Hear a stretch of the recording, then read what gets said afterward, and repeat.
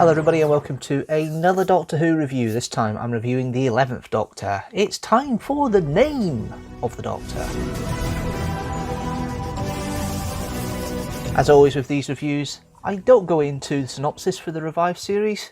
I don't have a television companion, so we'll get straight into the story, the plot, quick discussion about that, and into the actual production itself. So, basic story is that it's been discovered the Doctor's secret, and his secret has been taken to his grave. Clara finds it out via speaking to Vastra, Strax, Jenny and River Song through a conference call, kind of astral plane type conference type thing, which is interesting in itself.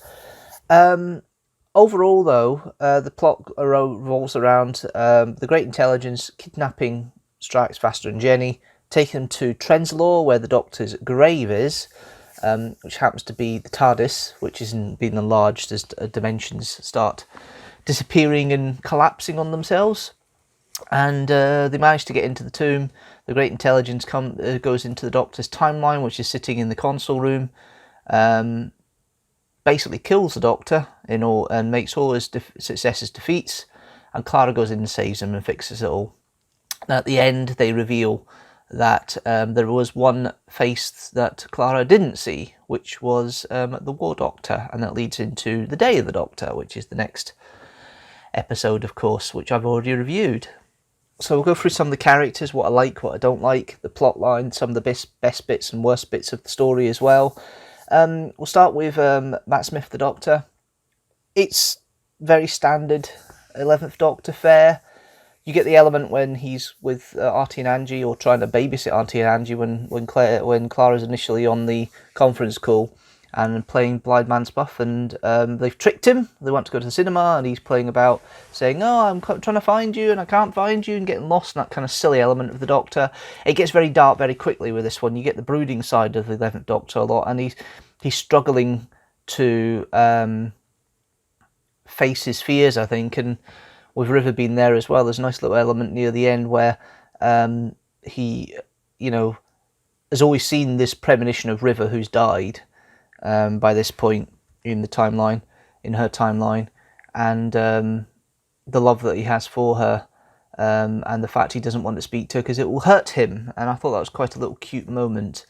But overall, he's kind of flaily arms, usual Doctor to some respect, but there's the darker side, the side where you look at the pain on his face, and Matt Smith's always got an expressive face, and it's a very nuanced performance over here, and it works quite well.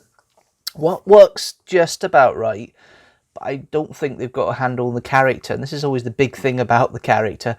Clara by Jenna Coleman, as she's known now. It was Jenna Louise at the time, which is how she's credited. But Jenna Coleman, whatever she gets, she plays solidly. There's no issue ever with the way that she plays it. It's just the stuff she gets isn't the greatest. This whole nanny thing, I'm kind of glad disappears after this episode, because it never seemed to work for me. But the fact that she's effectively the glorified plot device, she realises where the Impossible Girl comments and that I've had from other stories, including the absolutely intolerable Journey to the Centre of the TARDIS, which is referenced in this story, which I'm not quite fan of. But overall, it's a solid performance from Jenna Coleman. Although the character itself is a bit of it really is the ultimate glorified plot device. By this point, it doesn't seem to work, and it's strange. It doesn't seem to work as a character. As a plot device, she's fine. She's there. She sticks herself into the Doctor's time stream, fixes everything. It explains why you get Oswin. It explains why you get Clara Oswald in the Victorian era, and it's an interesting way of looking at it. But it's okay. It works. Then you've got the guest characters. You have Vastra by Neve McIntosh. The Paternoster gang are fine. All three of them are fine in this one. There is one comment I think that doesn't quite work, and it always makes me go a bit ugh when I hear it, but I'll get that in a minute from Jenny. But in regards to the character of Vastra, She's obviously the leader. We see a bit of emotion there about how much she cares for Jenny and Strax and the worry she has about the whole situation, but is very gung-ho at the start and wants to try and help the situation.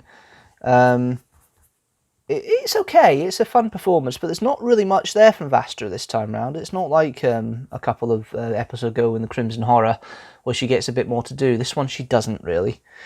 We then have Catherine Stewart playing Jenny.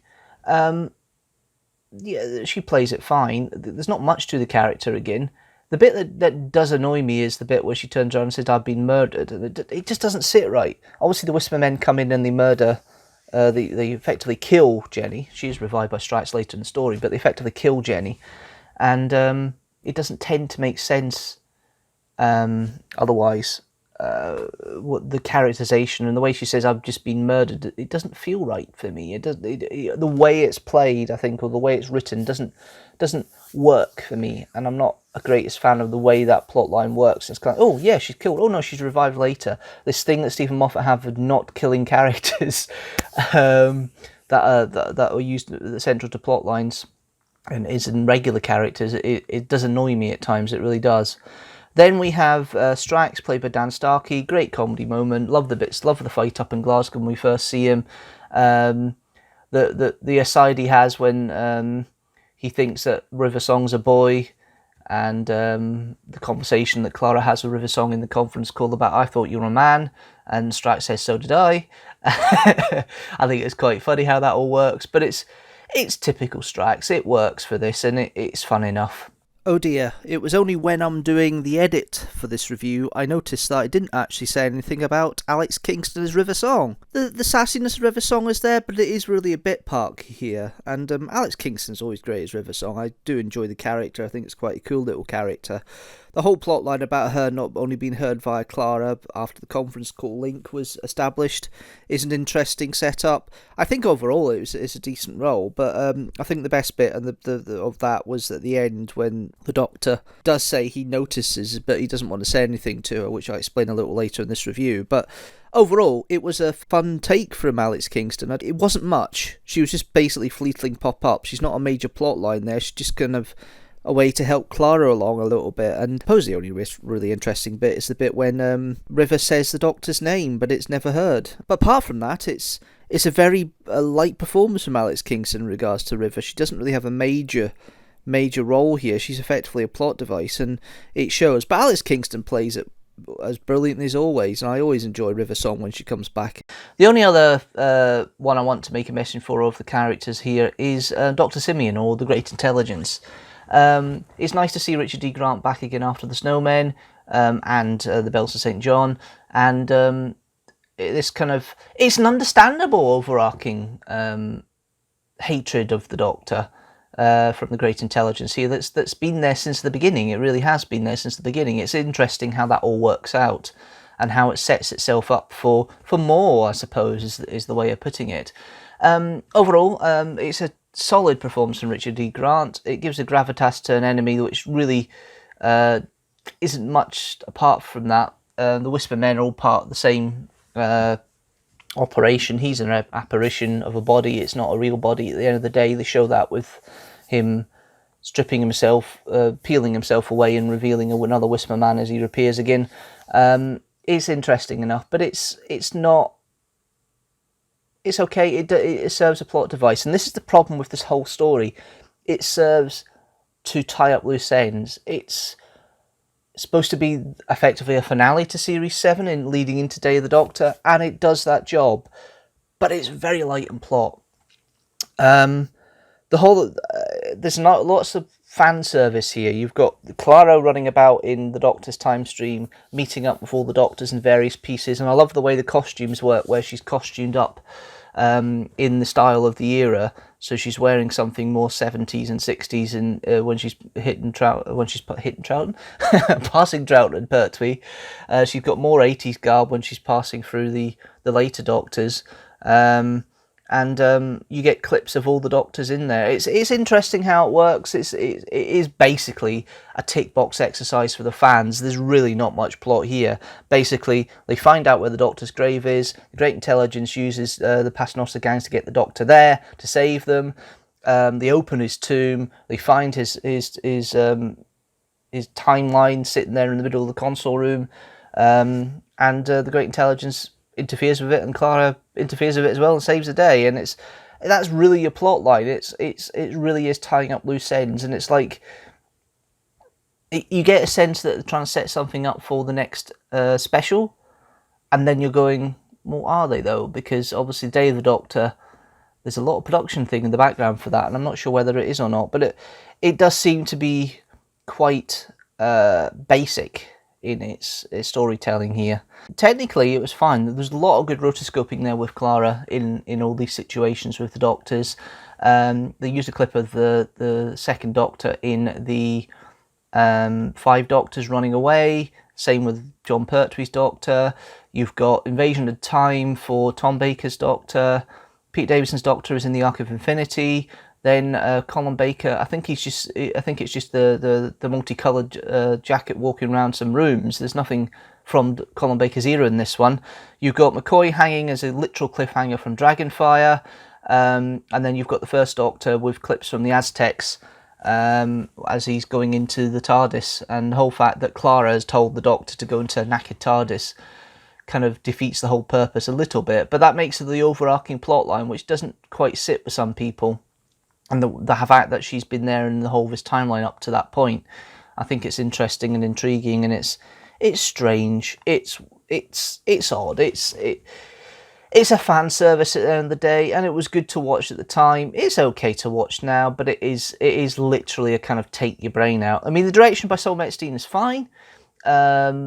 It's very standard lighting and direction on here, and it's obviously done all in sound stage. There's nothing really outside in location as such, apart from obviously inside the Clara's house. I don't mind this one. It's okay. It's take your brain out. It's not anything deep or substantial. It's not as bad as Sleep No More or Time Lash, but it's not as good as some of the 3.5 TARDIS stories. So it definitely is a 3 TARDIS out of 5 story. Let's see how that fits in for the rest of the Matt Smith era and how it fits in for the rest of the stories overall. So for the Matt Smith era, The Name of the Doctor is the lowest rated story so far, with 3 TARDISes out of 5. At the top is its following story, the next story in the series, The Day of the Doctor, with 4.5 TARDISes out of 5. Overall, it is still 2 stories with 2.5 TARDISes out of 5 at the bottom, Time Lash and Sleep No More, and at the top are 6 stories. They are The Happiness Patrol, Inferno, The Day of the Doctor, The Caves of Androzani, The Tomb of the Cybermen, and Dalek. That's it, guys. Thanks very much for watching, as always. Tell me what you think about The Name of the Doctor. Is it take your brain out? Do you agree with my comments? My review of it? Leave a comment down below. Do you like it? Leave a comment down below. Do you not like it? Leave a comment down below. If you like this video, don't forget to like it and share it with the hashtag teamstructor. Check out the playlist up there of all the other Doctor Who reviews I've done so far, and also please don't forget to hit that subscribe button and the notification bell so you know when a new video comes out. General, new video every Sunday at 4 PM GMT. I am back on Sunday, and hopefully I'll see you then. But until next time, guys, thank you very much for watching, and I'll see you later.